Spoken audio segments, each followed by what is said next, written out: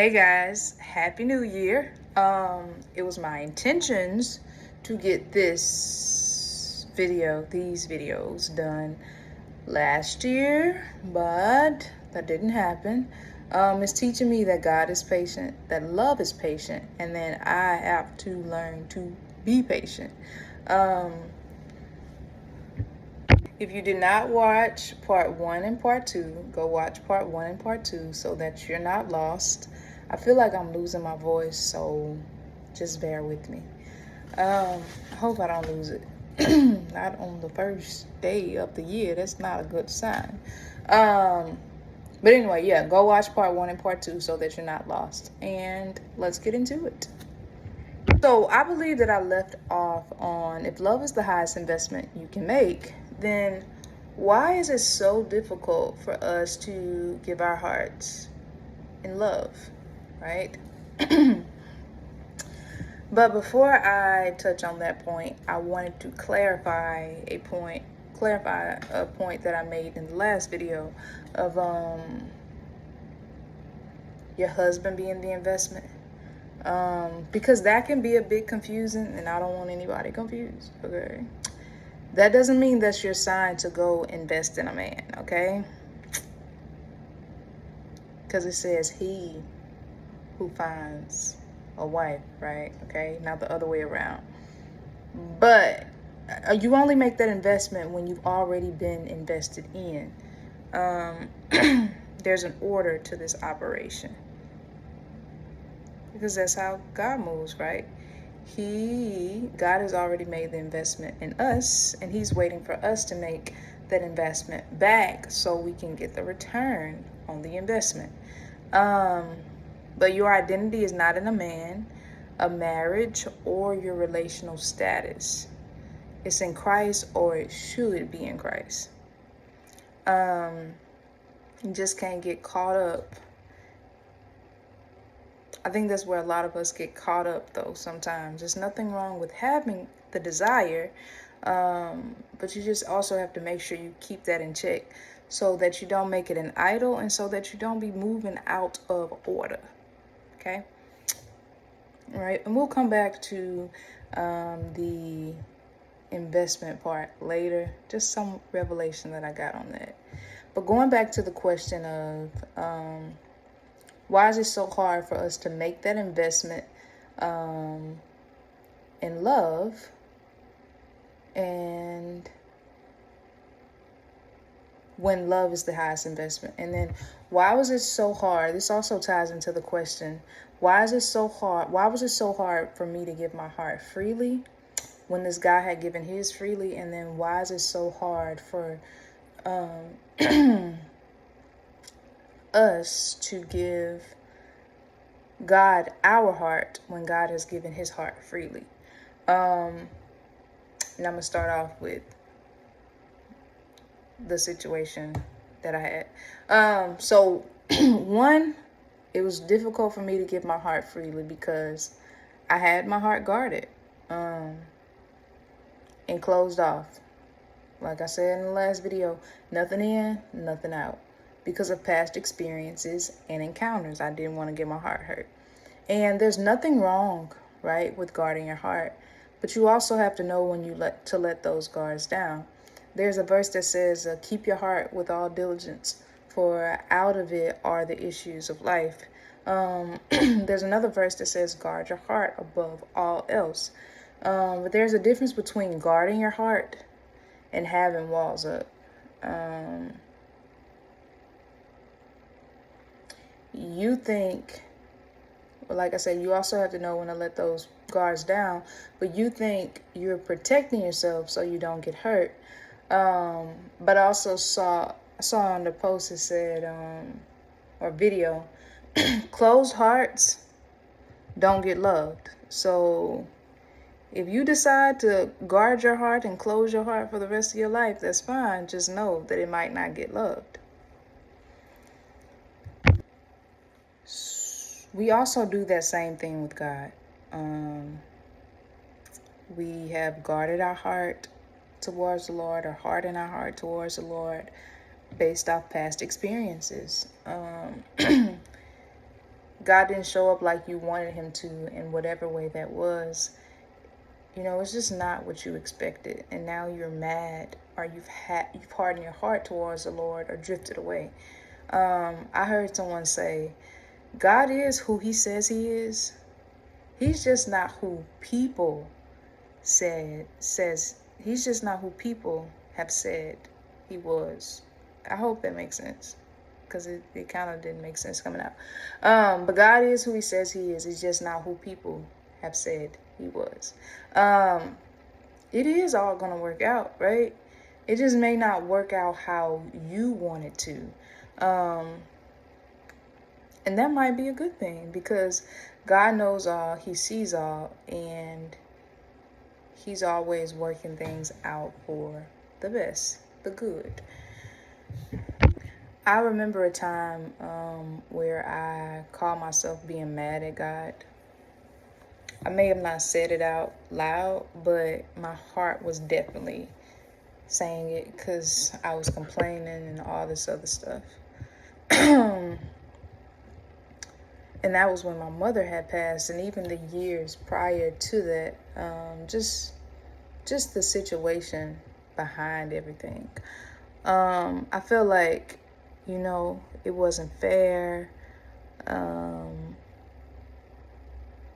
Having all these other just complaints and just being mad. I felt like other people get healthy mothers, like why that didn't happen for me. And to top it all off, then you take her. So for you, that might be a loved one, or a sickness, or a job loss, or someone treated you unfairly. And I mean, even looking at the state of the world right now, you might be like, man, where is the Lord? I don't know what that is for you, but you've placed the anger on God. You've hardened your heart towards the Lord. And you may have turned to something else like drugs or alcohol, or gone as far as saying that there is no God, right? You just can't wrap your head around the hows and the whys of it all. But for me, the wake-up call for me was, I just got some sense and said, look, there's nothing wrong with having those feelings of disappointment, of grief, of anger. I don't want to downplay. We are people who feel things. But placing that anger on God is not the best decision. Because the mere reason that we still even get to experience those moments, whether they're moments of joy, whether they are moments of disappointment, the presence of others, failure, is because that God has decided not to take us out yet. Right? Our lives are gifts that he has given us. You didn't ask to be here. I don't know, some of y'all on some different stuff. But we didn't ask to be here. And nobody ever said this life was going to be perfect, or we weren't going to experience disappointment. And in those moments, I think it says somewhere, God is near the brokenhearted. And he wants you to come to him so he can heal it. And even though we don't fully understand, or may never understand why things happen the way that they happen, if you keep your heart guarded and closed towards the Lord, it's a possibility that your heart may not get loved, or you may not see that God is trying to love you because you closed or guarded your heart towards him. So the first reason was because we've closed and guarded our hearts. Sometimes it makes us difficult to give our hearts. The second reason was my heart was not free to give, right? I was emotionally unavailable and didn't realize it until this guy called me out on it. When he called me out on it, I really started to do some self-examining. At first, I got offended, and then I was like, let me see. But I just started doing some self-examining, and my heart was filled with a lot of stuff. That even if it wasn't guarded, I didn't have the space for love, for him. So I was dealing with rejection and brokenness and insecurities and worrying and grief and carrying other people's problems. It was just a hot mess. I should have been in therapy.com. And I think my initial feeling of when I started to realize all of these things that I was dealing with, I was shame. And to top it all off, I would say because I was shame, I suppressed my feelings and emotions, which also kind of causes you to be in denial. And I think that's why I was carrying this stuff for so long, because I was in denial. And that was what covered that was pride. I was hiding behind pride, and behind that pride was a whole bunch of other stuff. And you can't heal from nothing that you're not honest about. But I was just saying, no, I'm good, I love Jesus. I'm good, I'm healed, I'm free. When really that was not the case. Same thing. We do that with God. Even if our hearts are free to give, is occupied with all kind of mess. It's filled with hatred or lust, lying, idols, fornication, sexual immorality, gossip, drug addictions, wickedness, habit, sorcery, divination, whatever that is for you. And instead of being honest about those things, you'll just say something like, "Oh, it's just small. It's not really sin." You're in denial. And like I say, you cannot get free from anything until you be honest about it. In Proverbs 28:13, it says, "He that hides his sin shall not prosper, but whoso confesseth and forsaketh them shall have mercy." And you just see all of these things that I named, they hide in the heart. Going back to the heart, out of the heart, the issues of life flow. And everything that I named, something else comes with it. Some type of other issue comes with it. So there was a point before this was over, the situation was over, I started to realize, maybe this guy is serious. Because he started like talking more about relationship. But I don't know, I started though to examine myself a little more, and I realized I'm kind of broken. I need some healing. And I mentioned that to him. I mentioned some of it, like about healing first.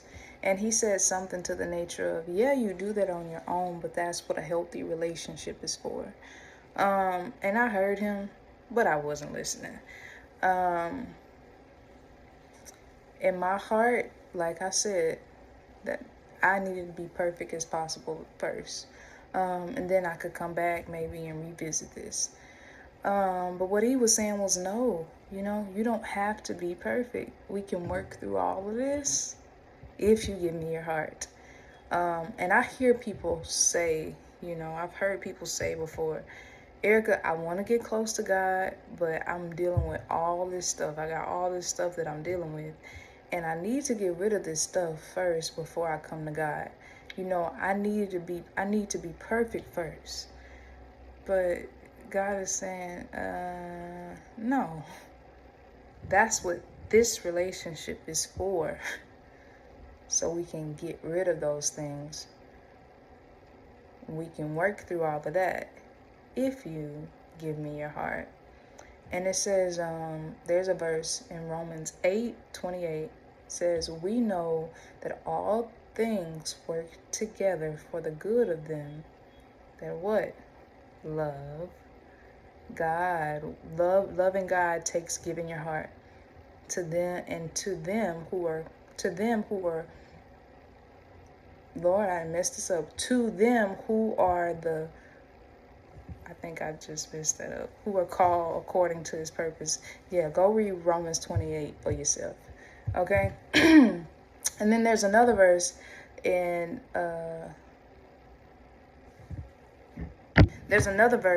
Philippians 1:6, and it says, being confident in this very thing, that he that begun a good work in you will perform it until the day of Christ. So it's forever. He is perfecting you and making him perfect for you.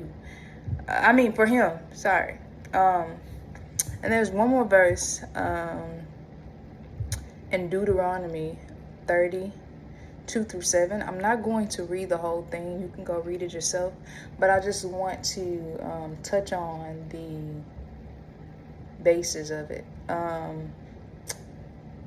I believe that this was referring to the people of Israel at that time, and God was just telling them,